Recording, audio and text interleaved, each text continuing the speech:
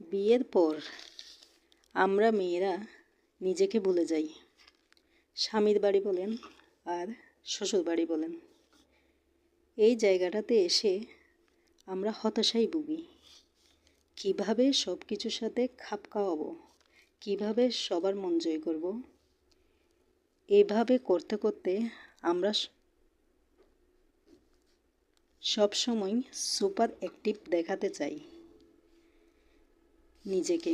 প্রথমে আমরা বাড়ির বউ হিসেবে সুপার বউ এবং স্বামীর স্ত্রী হিসেবে সুপার স্ত্রী, তারপরে ধীরে ধীরে সুপার গৃহিণী।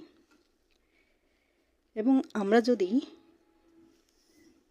বাইরে কর্মও করি, মানে কোনো পেশার সাথে জড়িত থাকি, তাহলে সংসার ও বাইরে সামলাতে যেয়ে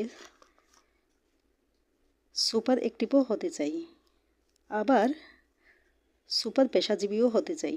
মোট কথা, সব কিছু মিলিয়ে সব জায়গাতে আমরা সুপার নারী হতে চাই। সব নারীদেরকে বলছি, জীবনটাকে একদম নিঃশেষ করে না দিয়ে সুপার মা, সুপার গৃহিণী, সুপার অ্যাক্টিভ ওমেন আপনাকে হতে হবে না। কারণ এইসব করতে গিয়ে যখন তোমার কিংবা আপনার শরীর ভেঙে যাবে,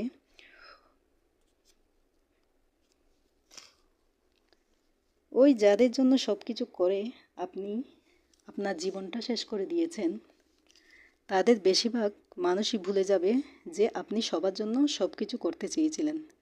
তাই সংসারের জন্য নিজের জীবন শেষ করে না দিয়ে নিজের জন্য একটু সময় বের করুন। ঘরটাকে একটু পরে গোছালে তেমন কোনো ক্ষতি হবে না।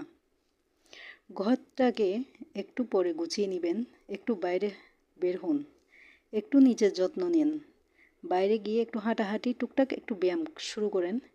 নিজের ভালোবাসাটাকে একটু প্রাধান্য দিন।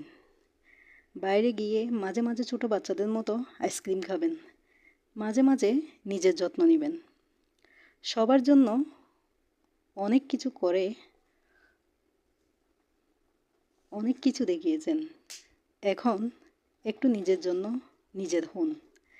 নিজেকে সত্যিকার অর্থে ভালোবাসতে শিখুন। আর এসব করবেন শুধুমাত্র নিজের জন্য। সংসারে সব কিছু কাটিয়ে ছেলে মেয়ে একদিন বড় হয়ে যাবে, দুঃখের শেষে আবার সুখ আসবে এবং সুখের শেষে আবার দুঃখ আসবে। এত কিছুর পরে